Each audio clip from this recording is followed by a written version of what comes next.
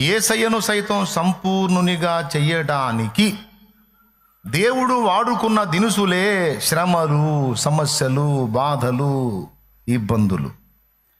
ఇబ్బంది కొలిమిలో నిన్ను పరీక్షించి తిని అన్నాడు. యేసయ్య కూడా సంపూర్ణ సిద్ధి పొందిన అనుభవంలోనికి రావటానికి శ్రమలే ఆధారమైనవట. నేను చెప్పలా, బైబిలే చెప్పింది. ఒకసారి హెబ్రీ పత్రిక 2వ అధ్యాయం 10వ వచనం. అదండి చూడండి ఒకసారి. ఎవని నిమిత్తము సమస్తమును వాళ్ళని తిని నాన్న. హెబ్రీ పత్రిక 2వ అధ్యాయం 10వ వచనం.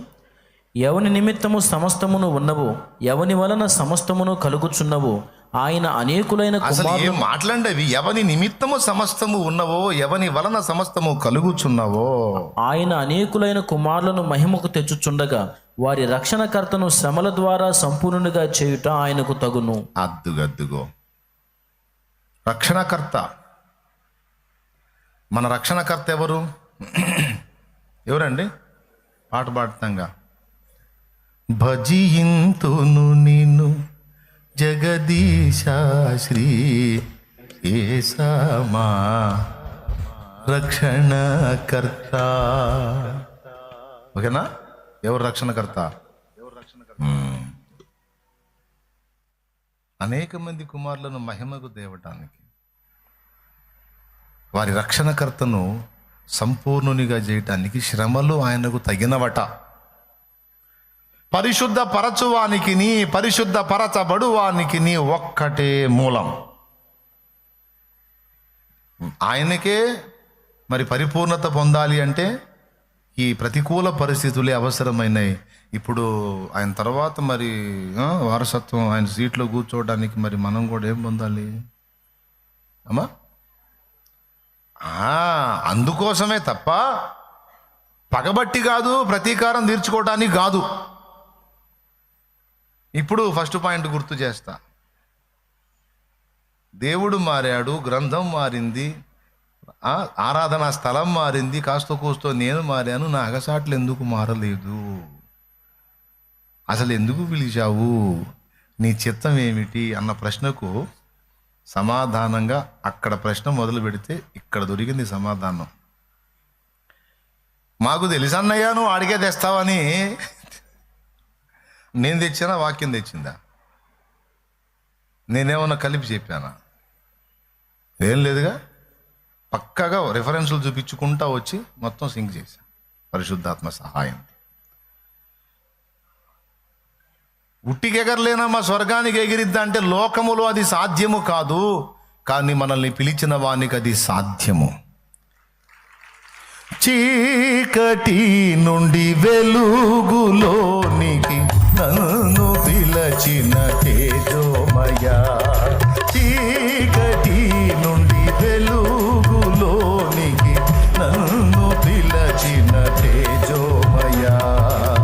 రాజవంశములో యాజకత్వము చేసేదను. రాజవంశములో యాజకత్వము చేసేదను. కృపామయుడా నీలో నా కృపామయుడా నీలో నా నివసింపజేసినందునా ఇదిగో నా స్తుతుల సింహాసనం నీలో నివసింపజేసినందునా ఇదిగో నా స్తుతుల గుండె దప్పులు పోతాయి. ఇదిగో నా స్తుతుల సింహాసనం నీలో నివసింపజేసినందునా ఇదిగో నా స్తుతుల సింహాసనం ఇదిగో నా స్తుతుల సింహాసనం ఇదిగో నా స్తుతుల సింహాసనం ఇదిగో నా స్తుతుల సింహాసనం నీలో నివసింపజేసిన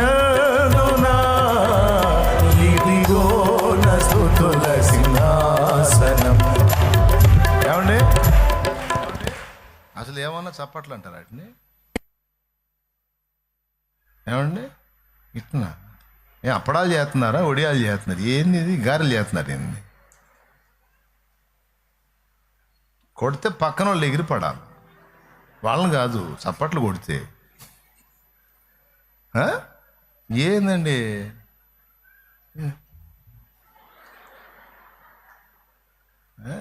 మా అమ్మ గారెలు చేసేటప్పుడు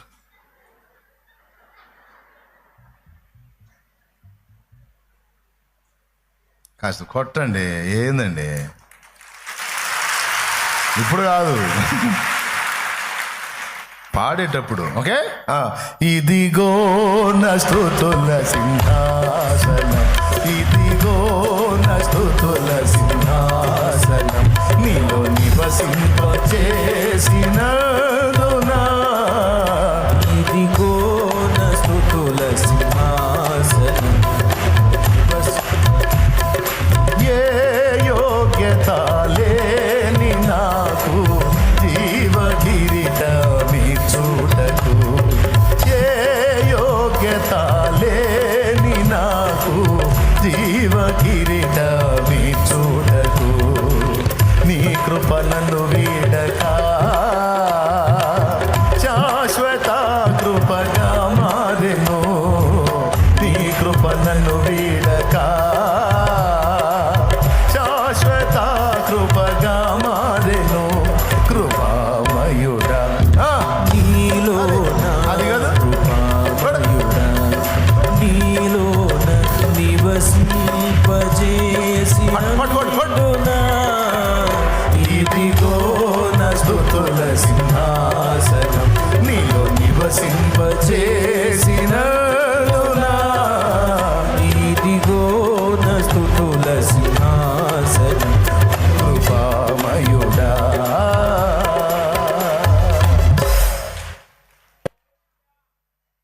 ఏమిటి నాయనా నీ చిత్తం అంటే, మీరంటే నాకు ఇష్టం రా, మీరు అందరం మీద ఉండాలని నా ఆశ నాన్న.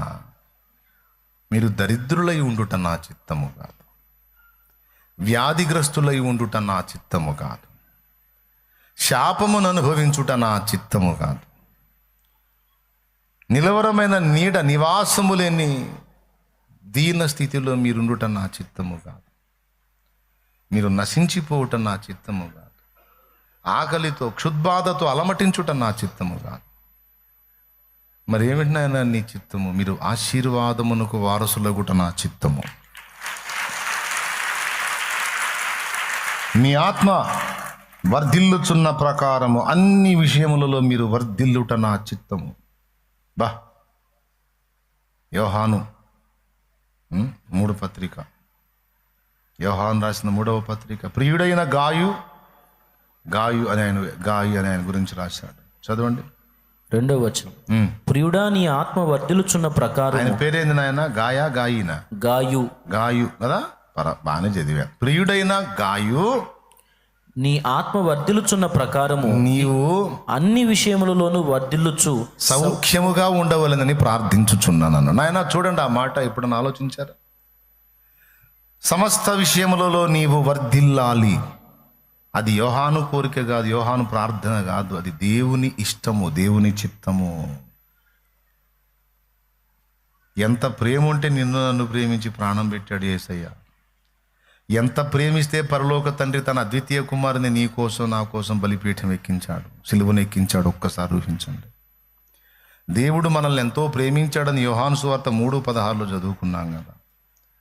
ఇంత ప్రేమించిన వాడు బాధల్లోకి ఎందుకు నెడతాడు, వేదనల్లోకి ఎందుకు నెడతాడు, కష్టాల్లోకి ఎందుకు నెడతాడు, కన్నీళ్లలోకి ఎందుకు నెడతాడు, శ్రమానుభవములోనికి మనల్ని ఎందుకు కూర్చోబెట్టాడంటే అందులో స్థిరపరచాలని కాదు,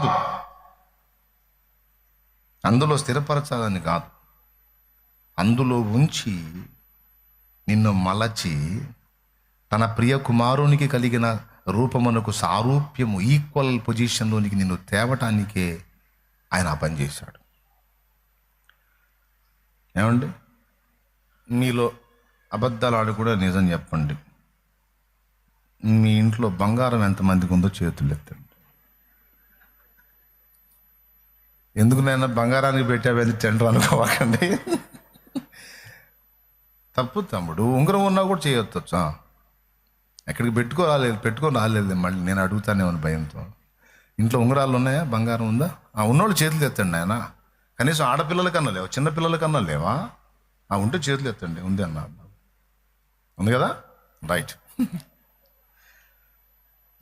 బంగారు ఆభరణములు చేయబడినప్పుడు మీ ఇంట్లో ఉన్న వస్తువులను ఇంటికి పోయి చూసుకో. నకిషీ పని చేయబడిన ఆభరణములను చూడు. ఒక ముడిగా ఉన్న బంగారము ఒక వస్తువుగా రూపాంతరం చెందినప్పుడు దాని మీద చెక్కబడిన నకిషీ పని అగ్నిలో ఉంచి వీలవుతుందా, అగ్నిలో ఉంచకుండా వీలవుతుందా? దాన్ని ఎలా రెడీ చేయాలన్నా, దాన్ని ప్యూరిఫై చేయాలంటే అగ్నే. తమ్ముడా జాగ్రత్తగా వినండి. దాన్ని ఒక ఆభరణంగా, శోభాయమానంగా దాన్ని సిద్ధపరిచి, ఏమండి పెళ్ళిళ్ళలో చూడలేము అసలు జనాన్ని. అప్పుడు తీస్తారు, ఇక పెట్లన్నీ తీసి అవన్నీ ఏడాడి అని తగిలించుకొని అబ్బరు ఏడమొత్తారు. శుభ్రంగా ఇక్కడ తీసుకొచ్చేయచ్చుగా. దేవునికి స్తోత్రం. ఏమండి వేస్తారా? అంత త్యాగాలు వద్దులే, దాచిపెట్టుకోండి. నాకు ఏసై కంటే మించిన బంగారం ఏది లేదులే. అంత అందమైన నకిషీ పని, చక్కగా ఎంత ఆభరణాలు ఎంత శోభాయమానంగా ఉంటాయి కదా. మనకేమో వాగ్దానాలు కావాలి. ఒక వాగ్దానం వచ్చింది, అన్నయ్య నాకు అసలు ఏందన్నయ్య బాబు ఈ వాగ్దానం ఏందమ్మా? నిన్ను శాశ్వత శోభాతిశయముగాను తరతరములకు సంతోష కారణముగాను చేసిరనని వాగ్దానం వచ్చింది అన్నయ్య నాకు. భయం ఏమన్నాడమ్మా? శాశ్వత శోభాతిశయముగాను. అవునా? మరి ఆ శోభ రావాలంటే శోధనలో పడాలమ్మా నువ్వు. మరి బంగారానికి శోభ రావాలంటే 2 రౌండ్లు అగ్నిలోకి పోయి రావాలమ్మా. అట్టయితే నీకు మూడింది ఈ సంవత్సరం. దేవునికి స్తోత్రం. పాపం వాగ్దానం ఏమి ఎట్టొచ్చింది అసలు? ఆ మొదటి రోజు నుంచి ఇప్పటిదాకా అసలు మనశ్శాంతి లేదన్నా. నిన్ను శాశ్వత శోభాతిశయముగాను తరతరములకు సంతోష కారణంగాను చేస్తాను అన్నుడు. అసలు నాకు సంతోషం లేకుండా చేశాడు ఏంది? నువ్వు ఇతరులకు సంతోషకరంగా మారాలంటే, ఇతరులకు ఆకర్షణీయంగా మారాలంటే, ఇతరులు నిన్ను చూసి సంతోషపడాలంటే నువ్వు 2 రౌండ్లు అగ్ని ప్రవేశం చేయాలమ్మా. ఒకటి నీలో మురికి వదలగొట్టుకోవడానికి అగ్ని ప్రవేశం చేయాలి. 2 నీవు శోభాతిశయముగా నకిషీ పనిగా చెక్కబడాలంటే కూడా అగ్నిలోనే పెట్టి నేను రెడీ చేయాలి. మరి అలా వాగ్దానం ఇచ్చాడంటే మరి ఇలా రెడీ చేస్తాడమ్మా. నేను మనసులో డైరెక్ట్ చెప్పాను అనుకో, ఆత్మీయులైన వాళ్ళకి చెబుతా. అర్థమైందా? కొంతమంది అప్పుడే ఆత్మీయంగా ఎదుగున వాళ్ళు చెప్పను, భలే వాగ్దానం భలే వచ్చింది బా, లోపల తెలిసిందా నీకు బూటి తెలియదు, నేను లైన్లో వేస్తాడు అనుకుంటా. ఎట్లా అవుతావు నాన్న? తరతరములకు సంతోష కారణంగా, శాశ్వత శోభాతిశయముగా సంతోష కారణంగా మనం మారాలంటే 2 మార్లు అగ్ని ప్రవేశం చేయాలి. శుద్ధీకరణ కొరకు ఒకసారి, నకిషీ పనిగా చెక్కబడటానికి మరొకసారి. అప్పుడు కదా ఆకర్షణ వచ్చేది. లేకపోతే బంగారు బిస్కెట్ని తెచ్చి నెత్తి మీద పెట్టుకొని తిరుగుతా. అసలు ఎంత అందంగా ఉందో అసలు ఆ బిస్కెట్ నెత్తి మీద అని ఎవడన్నా అంటాడా? లేకపోతే ఒక బెజ్జం పెట్టుకొని దానికి ఏదన్నా తాడు కట్టుకొని బంగారు బిస్కెట్టేగా బాయ్, అది చూసి ఎవరయ్యావా మూర్ఛరోగి మెళ్ళో కట్టినట్టు, మూర్ఛరోగి మెళ్ళో ఇత్తడి రేకో రాగి రేకో కడతారు. ఏమని రాస్తారంటే, అప్పటి రోజుల్లో వెనకటి రోజుల్లో వీనికి ఈ బలహీనత ఉంది, ఎక్కడ పడిపోతాడో వానికే తెలియదు, వీడు ఎక్కడన్నా పడిపోతే ఇదిగో వాడి బలహీనత కలిగిన వాడు, వానికి దయచేసి కాపాడండి అని గుర్తుగా ఒక రాగి రేగో ఇత్తడి రేగో కడతారు మెళ్ళలో. అట్లా ఉంటుంది కదా. ఏమండి, బంగారు బిస్కెట్ తెచ్చుకొని వేసుకుందామా? మరి ఏం చేయాలా? దాన్ని ఇతరులు చూచినప్పుడు అది అందముగా కనబడున్నట్లు దాన్ని నకిషీ పనిగా సిద్ధపరచాలి. అదిగా ఆ పనికి పూనుకున్నాడు. నువ్వేమో సంతోష కారణంగా ఉండాలంటావు, ఆశీర్వాదానికి వారసురాల్ని కావాలంటావు, వారసుడు కావాలంటావు, అన్నీ కావాలంటావు. దేవుడు నిన్ను రెడీ చేస్తాను బిడ్డ అంటే కొంచెం వద్దులే ప్రభు. ఎట్లా నాయనా? ఇప్పుడు చెప్పండి, అసలు ఎందుకు పిలిచాడు? అందరూ చెప్పాలి. జ్యేష్ఠుల సంఘములో నీ ఉండునట్లు పిలిచాడు. నంబర్ 1. ఎందుకు పిలిచాడు? తన కుమారుని సారూప్యమునకు సమానమైన సారూప్యము గలవారమగునట్లు ఆయనతో కూర్చోవడానికి, ఆయనతో సింహాసనమందు కూర్చుండి ఏలటానికి మనల్ని పిలిచాడు. 2. మూడవది, ఆశీర్వాదానికి వారసులగుటకు మనల్ని పిలిచాడు. అదే పేతురు మళ్ళీ చెప్పాడు, రాజులైన యాజక సమూహముగా ఉండునట్లు మనల్ని పిలిచాడు. తన మహిమ గుణాతిశయములను ప్రచురపరచు నిమిత్తము చీకటిలో నుండి ఆశ్చర్యకరమైన తన వెలుగులోనికి మిమ్మల్ని పిలిచాడు. ఎందుకంటే ఆయన మహిమ గుణాతిశయములను ప్రచురపరచడానికి పిలిచాడు అన్నాడు. పాయింట్స్ వైజ్గా రాసుకుంటే ఇన్నొత్తాయి. అన్ని ఉద్దేశాలు కడుపులో పెట్టుకొని పిలిచాడు మనల్ని. ఏదో టైంపాస్ కోసం పిలవలా. ఏం తోచట్లేదు రా అని పిలవలా. అమ్మాయి కుమారి ఏం తోచట్లేదు, కాసేపు కూర్చోమని పిలవలా. మరి ఎందుకు పిలిచాడు? ఇందాక మూలవాక్యంలో చదివాము, మహిమపరచటానికి పిలిచాడు. ఎవరిని ముందుగా ఎరిగనో వారిని నిర్ణయించను, ఎవరిని నిర్ణయించనో వారిని పిలిచెనో, ఎవరిని పిలిచెనో వారిని నీతిమంతులుగా ఆయనే తీర్చెను. నీతిమంతులుగా ఆయనే తీర్చిన వాడు సంపూర్ణంగా కూడా ఆయనే తీరుస్తాడు. అర్థమైందా? మనం చేయాల్సింది ఒక్కటే, సారె మీద మట్టి ముద్ద కుమ్మరి చేతికి తన్ను తాను అప్పగించుకున్నట్టు నకిషీ పనిగా చేయబడటానికి బంగారం, సువర్ణము దాన్ని చిత్రీకరించేటువంటి వ్యక్తి చేతికి తన్ను తాను సంపూర్ణంగా అప్పగించుకున్నట్టు ఆ మహానుభావుడు చేతులు నీ మీద పని చేయునంతసేపు కూడా మౌనముగా నీవు అప్పగించుకొని కూర్చోవాలి. అన్నంటాడు, చాలాసార్లు విసిగించాను, ఏందయ్యా నువ్వు పొద్దస్తమానం అన్నాను, చిరాకు పడి సారి మీద నుంచి నన్ను విసిరేలా, సారి మీదనే ఉంచి నన్ను రెడీ చేస్తున్నావు అయ్యా అన్నాడు. ఏ పాట?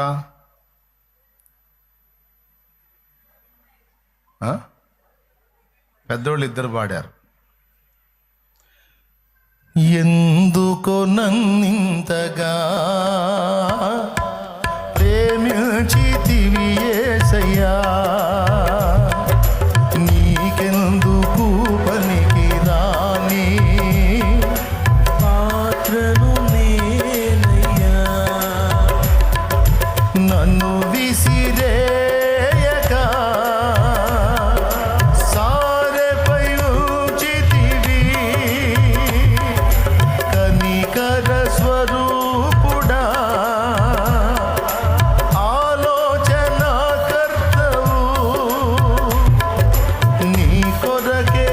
చేసుకుంటివి, నిన్ను ప్రకటించే పాత్రగా, కొరకే చేసుకుంటివి, నిన్ను ప్రకటించే పాత్రగా, ఇది నీవిచ్చిన జీవితం, నీ పాదాలకే అంకితం, ఇది నీవిచ్చిన జీవితం, నీ పాదాలకే అంకితం, నీ కృపచేతనే నన్ను బ్రతికించితివి యేసయ్యా. దేవునికి మహిమ. నా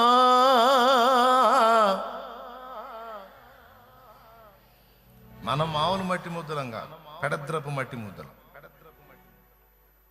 ఒక పక్క ఆయన మలుస్తా ఉంటే మరో పక్క విడిపోయే రకాలం మనం. విడిపోవటం అంటే తెలుసా? పగిలిపోయే రకాలం మనం. ఆయన వదిలిపెట్టాడుగా, అస్సలు పనికి పూనుకుంది ఆయన, నువ్వు కాదు. నువ్వు ఇంకా పనికి అడ్డం తగిలే రకం. నువ్వు పొద్దస్తమానం ఏందయ్యా నువ్వు? చేతులది అసలు చిరాకు పుడుతుంది.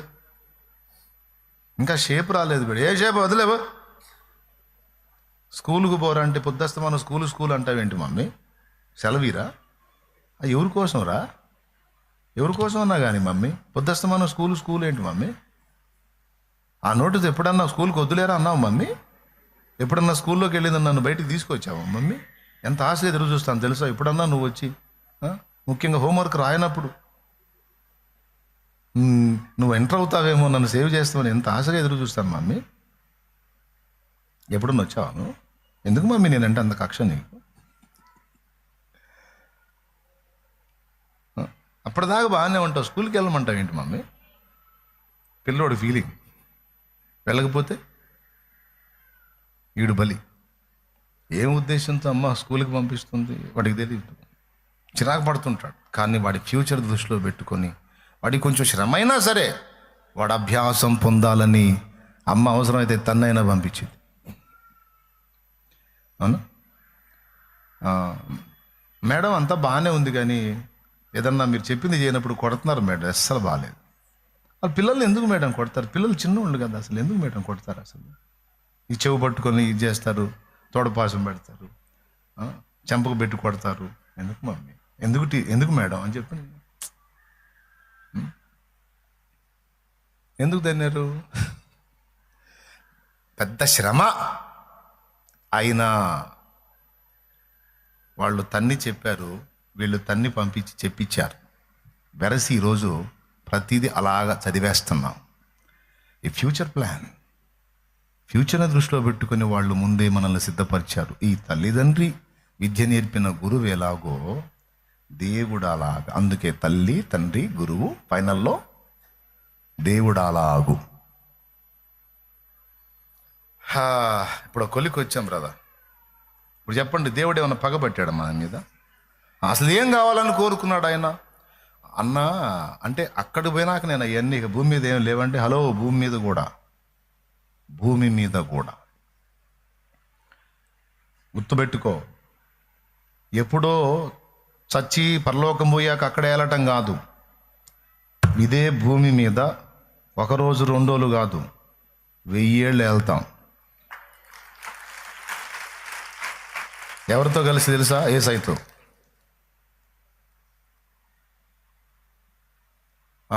రాజధాని ఏదో తెలుసా? యెరూషలేం. మనమందరం ఉండేది అక్కడే. అందుకే నేను ఇంకా యెరూషలేం పోవాలా, ఎందుకు పర్మనెంట్ ప్లేస్ అదేగా మంది. దేవునికి స్తోత్రం కలుగును. హల్లెలూయా. మహారాజా పట్టణము, రారాజు యేసు కూర్చొని పరిపాలించేటువంటి పట్టణం అదే. ఆయనతో కలిసి పరిశుద్ధుల సంఘముగా మనము కూడా, మనమందరము ఏకమై. మీకు ఇప్పుడు ధర్మ సందేహం రావచ్చు, ఇంతమందిని కలిసి ఆ యెరూషలేంలో ఏడబడతామన్నయ్య. అన్నీ అనుమానాలే. ఏమండి, యెరూషలేము కేంద్ర స్థానము. భూప్రపంచం అంతటా మనం సంచరిస్తాం. ఎందుకంటే అప్పుడు మనకుండే దేహాలు మట్టి దేహాలు కాదు, మహిమ శరీరములు. అయ్యలా అర్థమైందా? ఆ దేహములతో యేసయ్యతో కలిసి ఇదే భూమండలం మీద మనం పరిపాలన చేస్తాం. 1 రోజు కాదు, 2 రోజులు కాదు. ఇప్పుడు పరిపాలన చేసే వాళ్ళందరినీ మీరు గనులుగా ఎంచుతున్నారు కదా, వారందరూ పరిపాలించేది 5, 10, 15, మహా అయితే 20. కానీ ఈరోజు ఇంతమంది పరిపాలనల కింద, పెత్తనాల కింద అణిగి ఉన్న మనల్ని దేవుడు నిలబెట్టి పరిపాలించే దినములు అక్షరాల 1000 సంవత్సరములు. అప్పుడు ఇక్కడ కూడా రావచ్చు, ఇక్కడే కదా మనం కూర్చుందప్పుడు అని మళ్ళీ వచ్చి ఇక్కడ మళ్ళీ బాతాకాని వేయచ్చు. ఇక్కడ దేవునికి స్తోత్రం. నేను ఇక్కడ కూర్చున్నాను, నువ్వు అక్కడ కూర్చున్నాను, నువ్వు అక్కడ కూర్చున్నా. ఇదంతా ఏదో సినిమా స్టోరీ కాదు, బైబిల్ చెప్పిన వాస్తవిక చరిత్ర జరిగిద్ది. ముందు చెప్పిన స్టోరీస్ అని జరిగినాయిగా, గ్రంథంలో చెప్పిన. అలెగ్జాండర్ ది గ్రేట్ ఎలా పుడతాడో, ఎలా వృద్ధి చెందుతాడో, సడన్గా ఎలా పోతాడో, తర్వాత అతని రాజ్యం 4గా ఎలా విభాగింపబడిద్దో అతడు రాక ముందే చెప్పేశాడు దానియేలుగా దేవుడు చెప్పాడు. చెప్పింది అక్షరాల జరిగింది. అవన్నీ ఎలాగో జరుగుట కద్దో జరిగినాయో నేను చెప్పే కూడా అక్షరాల జరుగుతాయి. ఓకే, అంటే పరలోకం పోయాక ఇక యేసయ్య వచ్చిన తర్వాత 1000 ఏళ్ల పాలన ఉన్నాయి, కానీ ఇప్పుడేం మారదంటావు. మళ్ళీ మొదటికి వస్తాం, మనం అదే చెబుతున్నాను. ఇక్కడ ఉన్నప్పుడు కూడా దేవుడు మనల్ని ఆశీర్వాదానికి వారసులుగానే పిలిచాడు. మన ఆత్మ వర్ధిల్లుచున్న ప్రకారం అన్ని విషయములలో మనం వర్ధిల్లాలనే నా తండ్రి మనసారా కోరుకున్నాడు. అర్థమైందా? అయితే మనం అన్ని విషయములలో వర్ధిల్లున్నట్లు, ఆశీర్వాద కారణంగా మనం ఉండున్నట్లు, మొదటైతే మనకు శ్రమానుభవము తప్పనిసరి. యేసయ్యకే తప్పలేదు.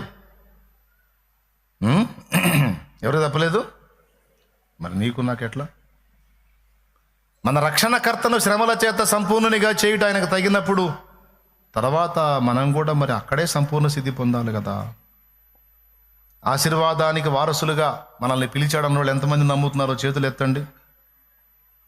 ఆశీర్వాద కారణంగా మనం ఉండాలి, ఆశీర్వాదానికి వారసులుగా మనం ఉండాలి, రాజులైన యాజక సమూహంగా మనం ఉండాలి, జ్యేష్ఠుల గుంపులో మనం ఉండాలి, యేసు సారూప్యంలోనికి రావాలి, సంపూర్ణ సిద్ధి పొందిన ఆత్మలుగా మనం ఉండాలి. ఉందా అందరికి ఆశ? వీటితో పాటు విరిగి నలిగిన హృదయం గలవారమై దేవుడెప్పుడు మనతోనే నివాసం ఉండేటువంటి మధురమైన వ్యక్తులుగా మనం మారిపోవాలి. విరిగి నలిగిన హృదయం గలవారికి ఆయన ఆసీనుడంట, ఎప్పుడు వాళ్ళతో ఉండటానికి ఇష్టపడతాడంట దేవుడు. అలా మనల్ని విరిగి నలిగిన అనుభవంలోనికి తీసుకొని రావడానికి, ఇప్పుడు నేను చెప్పినవన్నీ నెరవేర్చడానికి ముందు మన రక్షణకర్తకేలాగో మనకు అలాగే తప్పించి ఇక ఏ వ్యతిరేక ఉద్దేశం దేవునికి మన ఎడల లేదు. దేవునికి స్తోత్రం కలుగునుగాక. మనము సంపూర్ణులమగునట్లు, ఆశీర్వాదానికి వారసులమగునట్లు, పరిశుద్ధులుగా క్రీస్తు యేసు రక్తము చేత చేయబడి పరిశుద్ధులుగా ఉండునట్లు మన పిలుపు అందుకు. తెలుసా మీకు? 1 కొరింథీ పత్రిక 1:1 వద్దులే తీయొద్దులే, టైం అయిపోయింది, ఇక ముగిస్తున్నా. సంతోషంగా 2 చేతులు స్తోత్రం చెప్పండి. అది ఎంత ఆనందమో కూటం అయిపోతుంటే అసలుకి. అమ్మయ్య బందికాణాల నుంచి బయటికి పోతున్నాను అన్నట్టుంటుందా? ఇది అయిపోయే అంశం కాదులే, మొదలు పెట్టడమే. ఏది తృప్తిగా ముగించాం? స్తోత్రం. టైం చాలదు కాబట్టి ఏం చెప్పాను చివర్లో? పరిశుద్ధ పరచబడిన వారే పరిశుద్ధులుగా ఉండుటకు పిలవబడితిమి. పరిశుద్ధతను మనం సంపూర్తి చేయునట్లు శ్రమానుభవం మనకు తగ్గి ఉన్నది. ఆ శ్రమానుభవము చేతనే దేవ స్వభావం మనలో నింపబడిద్ది. యేసయ్య పోలిక మనలోకి వచ్చిద్ది, యేసయ్య స్వరూపం మనకు వచ్చిద్ది, యేసయ్య స్వభావం కూడా మనకు వచ్చిద్ది. అందుకే మనల్ని అటుకొట్టి ఇటుకొట్టి అటుదోమి ఇటుదోమి అట్లా చేసి ఇట్లా చేసి మొత్తం మీద కొలికి తెస్తున్నాడు. ఫైనల్గా ముగింపులో చెప్తున్నాను సోదరా, శాపగ్రస్తంగా నువ్వు ఉండటం ఆయన చిత్తము కాదు. దరిద్రగొట్టు స్థితిలో, దిగజారిన స్థితిలో, తోకలాంటి స్థితిలో నువ్వు ఉండటం ఆయన చిత్తము కాదు. ఆయన కోరిక నిన్ను తలగా నియమించాలని. ఆయన కోరిక నీవు ఆశీర్వదించబడి అనేకులకు ఆశీర్వాద కారణంగా ఉండాలని. ఆయన కోరిక నీవు శాశ్వత శోభాతిశయముగాను తరతరములకు సంతోష కారణంగాను ఉండునట్లు నిన్ను చూడాలని ఆయన కోరిక. నువ్వు అన్ని విషయాల్లో వర్ధిల్లాలి. మరి అది చేసేయచ్చుగా. ఈ ఒక్క మొక్క చెప్పి ఆపకపోతే అప్పుడు అడగండి. చేస్తాడు తమ్ముడు, చేస్తాడు. నీకే శ్రమానుభవం లేకుండా, నిన్ను విరగొట్టకుండా, నల్లగొట్టకుండా, నీకే నొప్పి లేకుండా నిన్ను ఆశీర్వదిస్తాడు. అప్పుడేం జరిగిద్దో తెలుసా? సింహాసనం ఎక్కవు, పాతాళానికి పోతావు. అప్పుడేం జరిగిద్దో తెలుసా? ఏలికగా ఉండవు, సాతానుకు బానిసగా మారిపోతావు. ఆశీర్వదించబడకముందు దీనిలో అయిన వాళ్ళు ఆశీర్వదించబడ్డ తర్వాత భ్రష్టులైపోయిన వాళ్ళు బైబిల్లో లేరా? ఉన్నారా లేరా? ఎందుకు అలా అయిపోయారు? అయ్యే మనకు పాఠాలు. అందుకే ఆయన ఆశీర్వదించినప్పుడు ఆ ఆశీర్వాదమును సహించున్నట్లు. మీకు తెలుసా, దేవుడిచ్చే బ్లెస్సింగ్ కూడా తట్టుకోవటానికి శక్తి కావాలి, సిద్ధపాటు కావాలి. పొద్దస్తమాన మోకాళ్ళుని నన్ను దీవించు, నన్ను ఆశీర్వదించు, నన్ను దీవించు, నన్ను ఆశీర్వదించు అంట.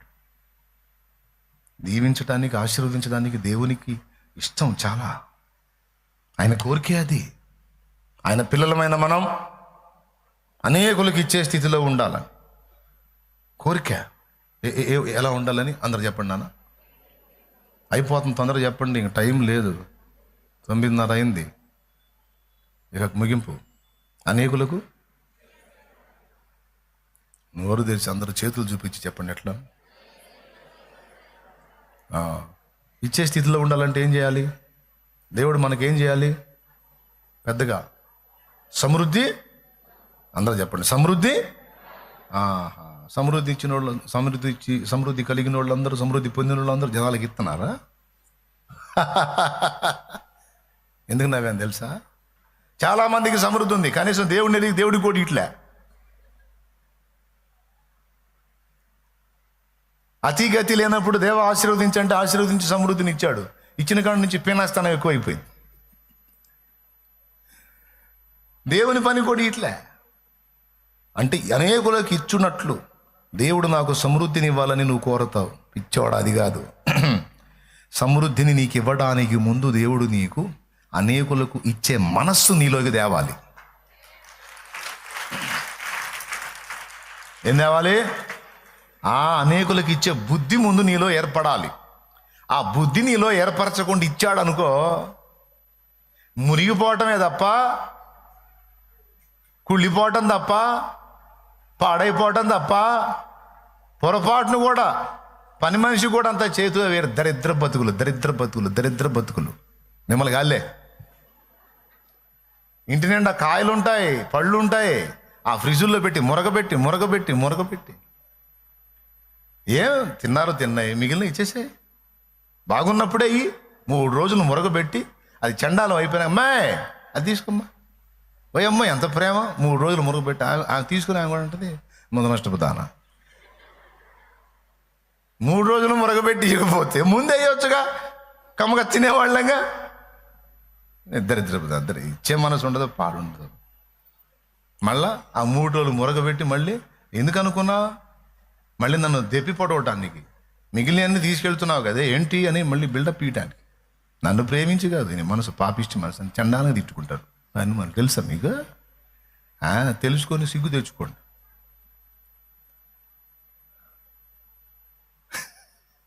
మనసు ఉండదు, ఉంటుంది సమృద్ధి. బుద్ధి మంచిది కాదు. కాబట్టి సొమ్ము ఉండగానే సరికాదు, సమృద్ధి ఉండగానే సరికాదు నానా. ఇచ్చే మనస్సు ఫస్ట్ రెడీ కావాలి. ఇప్పుడు చెప్పేది ముఖ్యం? సొమ్ము ముఖ్యమా, మనసు ముఖ్యమా? సొమ్ము అంటే బయట నుంచి తెప్పిస్తాడు, మరి మనసు ఎక్కడి నుంచి వచ్చి చెప్పండి. మనసు ఎక్కడి నుంచి వచ్చింది? నిన్న ఒక తోముడు తోమితే వచ్చింది. లేమి దరిద్రతను నువ్వు అనుభవించి ఒక చేతి కోసం ఎదురు చూసిన కర్మ నీకు పడితే అప్పుడు వచ్చింది. దీన్ని బట్టి కన్నా అర్థం చేసుకోండి. ఇంతే సంగతి లేండి. దేవునికి స్తోత్రం కలుగునుగా. ఏం తమ్ముడు, అంతేనా? ప్రతిదీ అంతే. ఏం చేద్దాం, అంశం సంపూర్తి కాల అవ్వాలంటే ఇంకా గంట కావాలి, వద్దులేండి. మళ్ళీ వాళ్ళు దిగుతారు, 2వ కూటం వాళ్ళు, ఇంకా వీళ్ళు బాగాలేదే అనుకుంటా. పరిశుద్ధాత్మ సంబంధులారా, పరిశుద్ధాత్మను కలిగి ఉన్న బిడ్డలారా, దేవుని ఆత్మను కలిగిన వారలారా, యేసు రక్తం చేత విమోచింపబడిన పరిశుద్ధులారా, ప్రభురాజ్య వారసత్వానికి పిలువబడిన వారలారా, దేవుడు నా కుమారి నా కుమారుడా అని పిలుచుకున్న వారలారా, ఆత్మాభిషేకంతో నింపబడిన వారలారా, ఆత్మను మీ యందు కలిగి ఉన్న వారలారా, పరిశుద్ధాత్మ సంబంధులారా, పరిశుద్ధాత్మ సంబంధులారా, దేవుని ప్రజలారా, జ్యేష్ఠుల సంఘమా, మీరెంత ధన్యులు. నాన్న ఏం చేస్తున్నాడో తెలుసా? ముందు నీ మనసును సిద్ధపరుస్తున్నాడమ్మా నాయన. అది సిద్ధమైన తర్వాత నీకన్నీ ఇస్తాడమ్మా, నీకన్నీ ఇస్తాడు.